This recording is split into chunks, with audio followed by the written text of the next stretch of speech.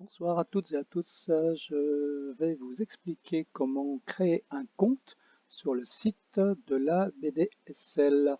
C'est un compte qui vous permettra ensuite d'accéder aux ressources numériques que vous avez trouvées dans la rubrique numérique et ressources en ligne. Je vous rappelle, nous avons des films, nous avons des méthodes d'auto-apprentissage, des méthodes de langue, des ressources pour les enfants.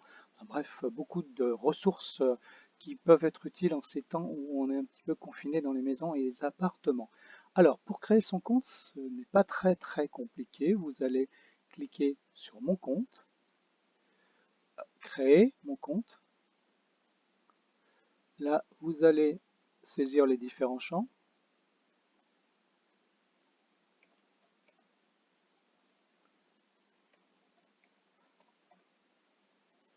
saisir une adresse mail, votre adresse mail. Évidemment, tout ça est fictif.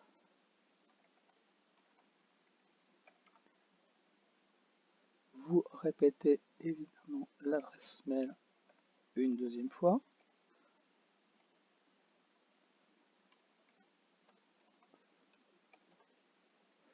On va vous demander de saisir un mot de passe. Alors pour saisir un mot de passe, le plus simple c'est de cliquer sur Montrer ou masquer le champ, parce que sinon vous n'allez pas voir grand chose. Alors, un exemple de mot de passe que j'utilise souvent, parce qu'il vous faudra utiliser une lettre minuscule, une lettre majuscule, un chiffre, un caractère spécial et au minimum 8 caractères, eh bien c'est de prendre le nom de la commune dans laquelle vous habitez, en commençant par une majuscule, de mettre un arrobas et de taper le code postal derrière, ce qui vous fait, vous voyez, qui vous permet d'avoir tous les critères satisfaits. Vous confirmez le mot de passe, alors toujours montrer ou masquer le mot de passe, ça permet d'y voir un peu plus clair. Arrobas 71 000, j'ai bien le même mot de passe. Saisir votre code postal, important pour nous, ça va nous permettre de savoir d'où vous êtes originaire. Sélectionnez la ville, Mâcon.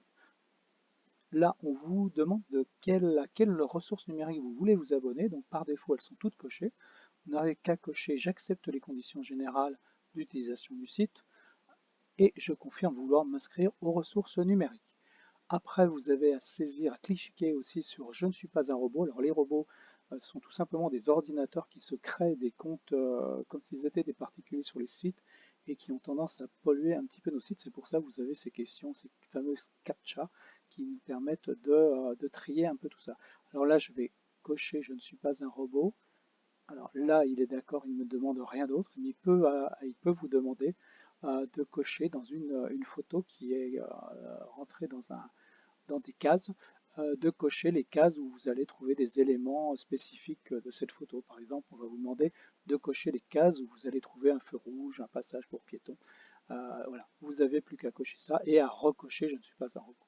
Une fois tous ces champs saisis, donc voilà, ma grille est complète, je vais pouvoir cliquer sur m'inscrire. Voilà, s'inscrire et le système vous dit que votre inscription a été enregistrée et votre bibliothèque va confirmer cette inscription. Donc on le fait en général 2-3 fois par jour. Donc soyez un petit peu patient et vous recevrez votre courrier. Une fois que vous avez votre mot de passe, pour vous identifier, et vous retournez sur mon compte. Cette fois-ci, vous allez rentrer dans la partie «Je suis un particulier», j'y retourne. «Je suis un particulier», dans cette partie-là, vous allez rentrer mon adresse mail. Donc là, c'était mon fameux Luc Besson.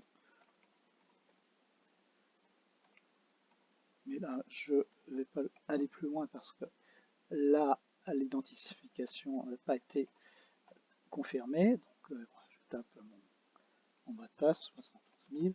Et puis, donc, on n'a plus qu'à cliquer sur connexion. Et là, vous allez à ce moment-là vous retrouver avec une petite case rouge avec une croix blanche juste à côté de mon compte, ce qui signifiera que vous êtes identifié. Et puis après, vous n'aurez plus qu'à naviguer dans les ressources numériques et elles vous seront ouvertes à partir du moment où vous êtes identifié. Sinon, si vous faites l'expérience de naviguer sans être identifié, vous allez être bloqué très vite. On vous demandera de vous identifier.